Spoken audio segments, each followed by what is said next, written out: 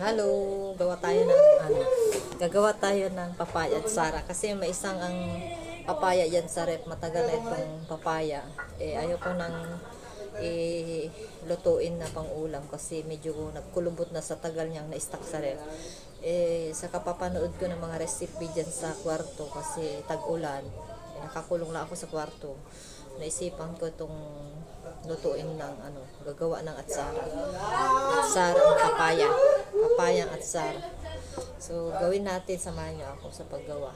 First time ko magawa ng papayang atsara kasi di ako marunong. Akala ko ba hindi na ito lulutuin. Lulutuin pala yun sa suka. Sa maraming suka. Tapos, yun. May sugar din. Kaya pala masarap yung mga natitikman kong atsara. May sugar. Yun, asin. Saka paminta.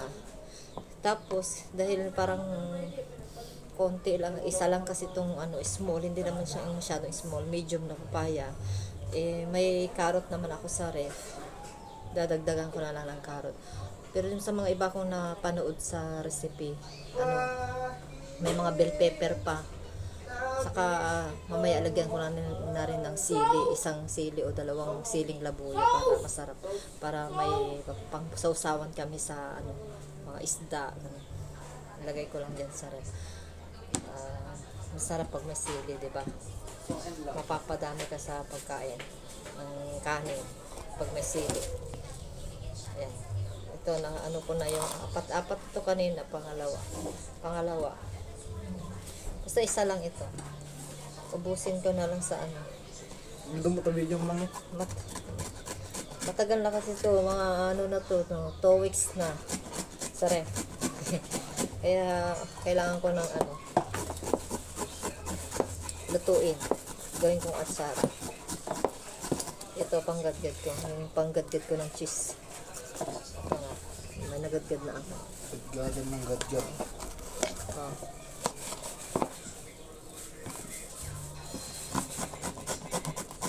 So, matagal para nung gumawa ng ganito. Ito yung proseso. Ito lang yung mahirap sa akin. Pag gisa-gisa na lang, madali na lang pag magluto. Kaya, wait muna kayo. Patayin ko muna, guys. Wait for 18 minutes. Last one. Yes, last one. Malapit na matapos. Sana lang. Yehey! Tapos susunod na natin yung carrots. Tapos ito na lang. Hi guys, dito na lang ako maggadgad kasi nahirapan ako dito. Sobrang lalim. Kaya dito na lang ako. Tumayo pa ako para lang may lakas ako maggadgad. Nakakaubos ng lakas. Kaso lang, natatapon ganito guys. Tsaga lang. Pero pag kumain ka na ito, sarap na. Diba? Ayaw naman ako tulungan yung anak ko kasi gumawa na sila ng ganito sa school nila. Pipino lang kasi yun. Hindi daw nila ninuto. Hindi na daw nilang ginadgad, shredded. Hindi nilang ginawang ganito. Hiniwa-hiwa lang nila kasi pipino yun. Ginawa lang nilang cubes daw. Small cubes. Kaya pag punta ako sa palengke, bibili din ako ng pipino. Gawin ko din ganito. Kapag matikman ko na itong gawa ko, pag okay, pumasa, gawa ako ng parati. Pipino naman sa susunod. Gusto nyo play lang? Gamot daw pala ng daw to, ubo. Mabuti din. May pakinabang. Para ko pang sausawan lang, pang pagana ng appetizer sa pagkain. Pag kumain ka. Ay, malapit na. Tapos, dumaro ito yung ginagawa ngayon. Ito na guys. Karot na. Tapos na tayo. Easy. Ang ganda ng combination ng kulay guys. Mamaya ihalot. Pag makita natin ito pag naluto na. Tapos sibuyas. Malalaki na lang hiwa yung sibuyas. Wala pa akong sibuyas. Naubos na yata. Nabili pa ako. So, tapos na guys. Halo na lang natin. Mamaya ko na ihalo pala ito kasi mawawala yung lasa. Ito pala kailangan palang pigain ng pigain. Kasi mapait yung katas nito. Kaya ito, kamali ako, nagbusa ko ng isang beses kanina konti. Diyan lang yan. Tapos magugas tayo ng papaya. So and love. Lagyan ko ng konting tubig. Tapos pigain ko ng pigain.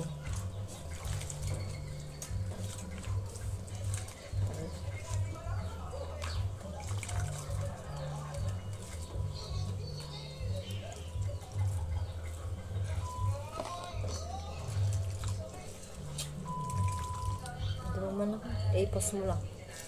Na? I-pause mo lang.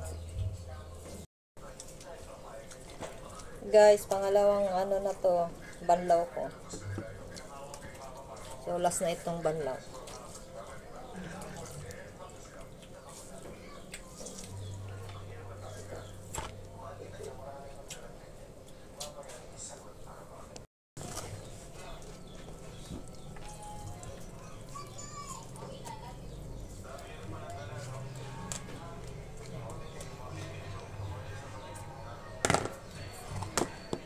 Ikaw, bato natin na po.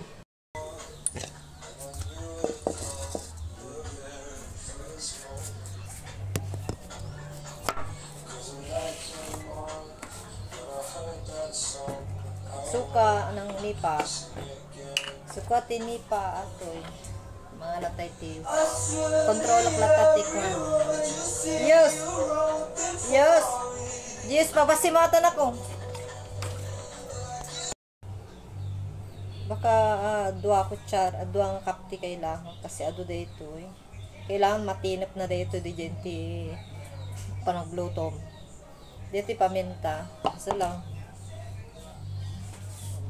Parang naubusan na yata ako ng ano, sibuyas sa kabawang.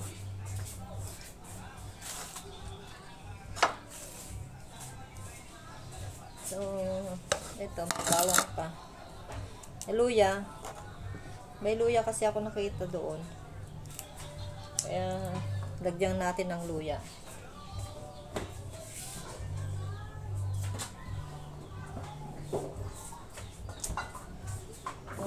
Pwede na ilagay yung ano, kasi ano to na, kaso namatay yung apoy. Mahangin kasi, maulan. Wait lang po, wait lang. Ito na yung mga rekado ko, bawang, saka ano, sibuyas, saka tatlong ano, chili. Tapos yung luya, hiwain ko pa, pati ito, luya. Tapos maglalagay pa pala tayo ng ano, asukal para matunaw na doon sa pinagpatungan ko pala ito. Asukal. Isang cup lang. Isang cup na asukal.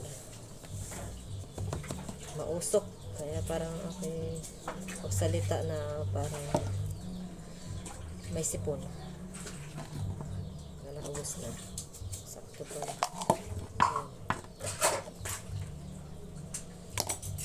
Ito na doon. Pakuloan natin dito hanggang matunaw.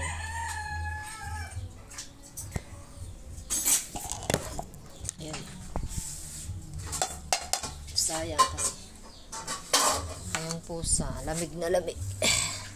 Kiniginaw kaya yung pusa kahit na pinalo ko yan konti kanina kasi muntik ko na maapakan.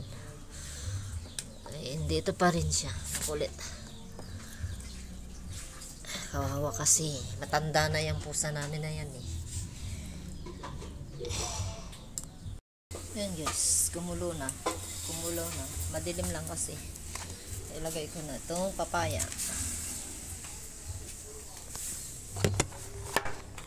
Kuya, gusto ko palang ano, gadgarin. Nakikita na. Kasi marami tong luya, bawasan ko. Baka itong luya naman ang malasahan lalo. Kaya dapat ano, balance lang yung rekado, guys. So, dahil mahirap ano to, ngat-ngatin. Pag malalaki yung hiwa, hindi katulad dyan sa mga sibuyas sa bawang. Ginawa ko na lang tong ano, gadgarin ko na lang ganito At least malasa na ito pag kahit konti lang. Kaya binawasan ko na lang guys. Binabalanse ko na lang yung mga ano to. Yung mga sukat. Yung 2 cup pala, isang papaya na medium. 2 cup na suka. Tama lang pala guys. Tama lang yun. Sakto yung ano ko. Sukat ko. May ubo. Tamang-tama. Ano? Gamot daw ng ubo to eh. May ubo pa ako eh. Matagal na tong ubo ko eh. Ang tagal na kasi. Muna nagkasakit ako ng trangkaso. Ngayon ko lang naranasan na ganito katagal yung ubo ko. Galing ako sa Quezon City. Nagtrabaho. Umuwi na lang kami ng asawa ko. Kasi 2 kami nagsabay nagkatrangkaso. Kaya hindi na kami nagtrabaho. Umuwi na lang kami. Kaya dito na ako nagpagaling kasi mahanap ko pa yung tamang gamot ko kaysa doon. Lahat doon bibilihin mo tapos hindi ka magtatrabaho. Dito hindi ka mag-herbal. Dami ko nang naubos na gamot doon na binili ko. Naubos ko na lahat. Kahit nasa bus ako. Inubos ko na yung isang bote na liquid. Doon ko na inubos, tinapon ko doon sa plastic yung isang gamot ko. Nanghinayang ako na hindi ko ubusin, kaya dinala ko doon ko na inubos doon sa bus. Kaya paubos na yung mga gamot ko dito. Bumili ako ulit dito, naubos pa rin, hindi pa Kaya nag-herbal ako, luya lang sa kalamansi. Yun lang. Pero hindi pa ako nakahanap ng oregano. Kaya maghahanap ako pag may time. Naging busy na ako sa pagbabarbecue kasi yun ang hanap buhay ko na ngayon dito sa pagluluto ng puto. Ay, hindi ako makapag-barbecue kasi umuulan. Kaya dami ko naisip na ginagawa sa loob ng bahay. Kaya magbuti naman hindi ako makapagpaninda ng barbecue sa labas. Marami ko naman natapos dito sa loob ng bahay. Mga daming nyug yung papanoorin. Hindi ko pa na-upload. I-upload ko pala yung ginawa ko kahapon saka ngayon. Gumawa pala ako ng coconut oil pero konti lang yung nagawa ko ngayon. Pero ang dami kong nabunot na coconut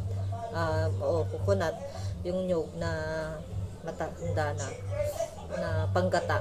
Ang dami kong nabunot, binuksan. Kung mabilang ko ilang peraso, kulang na 10. Pero ang daming nasira. Tinapon namin kahapon. Kanina anak ko, isang sako yung pinagbunutan ko. Ayan guys, kumukulo na. Kaya pag kumulo na, ilagay ko na to lahat. Sabay ko na to, maluto na guys. Pero kailangan maglagay pa ako ng asin. Nakalimutan ko na sa ito. Tabi ko na lang dito sa para hindi ko makalimutan guys. Ayun. Kasi madilim, hindi niyo makita guys. Ay, oo. Hindi ko pala kasi binuksan yung ilaw eh. Wait lang.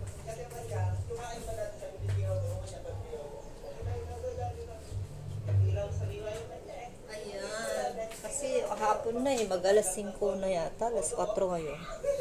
Mag-alas 5 na. Ayan. Wait lang. Hindi ko na naipakita guys.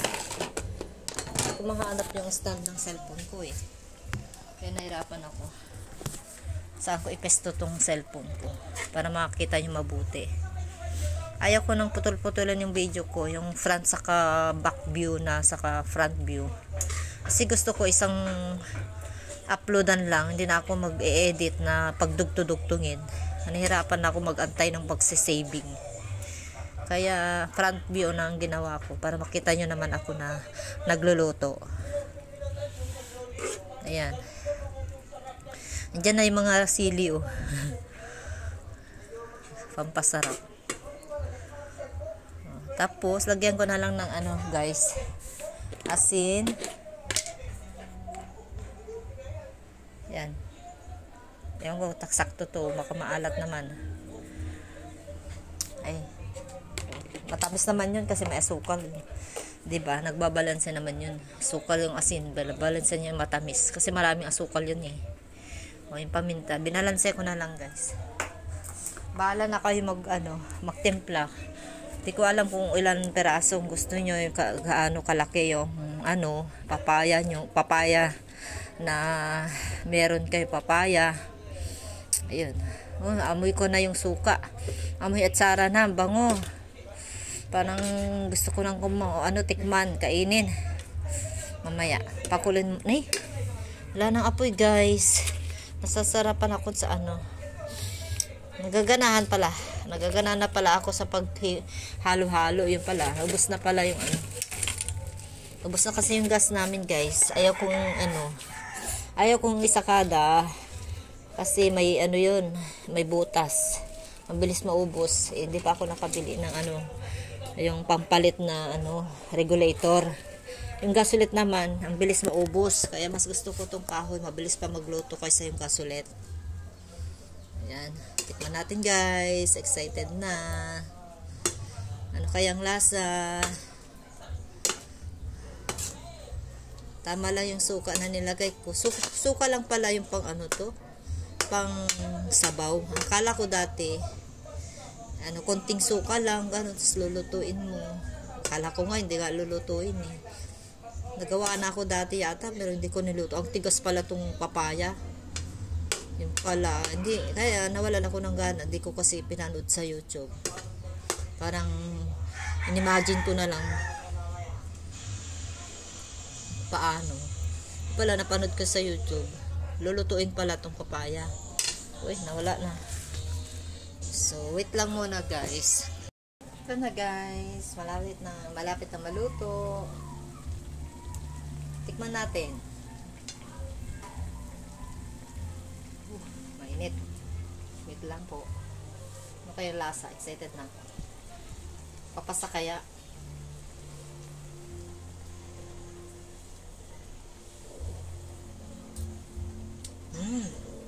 Sarap, guys. Pero manghang. Alam ko magugustuhan ng mga anak ko ito sa kasama ko. Problema lang, binat ko hindi makakain yung manghang. Sarap. Sarap, guys. Sarap talaga, grabe. Tama lang yung asin. Saka yung tamis niya, tama lang. 2 cup na suka, tapos 1 cup na sugar. Tapos siguro 1 teaspoon yung asin. Saka patak lang ng paminta na durog. Tapos asin, sabi ko na pala. Yun, luya, konti lang na ginadgad. Tapos 3 sili. Kung ayaw nang lagyan ng sili, okay lang. Tapos sa akin, gusto ko ng sili. Kasi pang sausawan natin to sa kahit isda, kung pritong manok, pritong o yung chicken joy, kaya pritong pork, ganun. Masarap. Sarap kasi magsawsaw pag may sili. Kaya naisipan ko lagyan talaga ng sili. Ang sarap, guys. Ngayon ko lang talaga na nasubukang gumawa nito. Kaya uulitin ko talaga to pag may pagkakataon ako makabili ng papaya. So hindi na nasira yung papaya natin sa ref. Nakulubot na yung papaya ko dun sa ref. Na-save ko na rin, hindi ko na natinapon. So bye-bye na, guys. Ito kumukulo. Itong luto na yung papaya ko. Papaya na ayan. Wala nang sabaw. So bye-bye na, guys. Bye-bye na. Maraming salamat sa panonood. Paki-subscribe. Hindi na ako masyadong nagbablog kasi kaya medyo nabubulo na ako ulit. Paki-subscribe naman sa mga bago diyan. Tapos i-click pala yung yung bell dyan para updated kayo sa bagong upload ko sa susunod na aking video. Bye bye, thank you.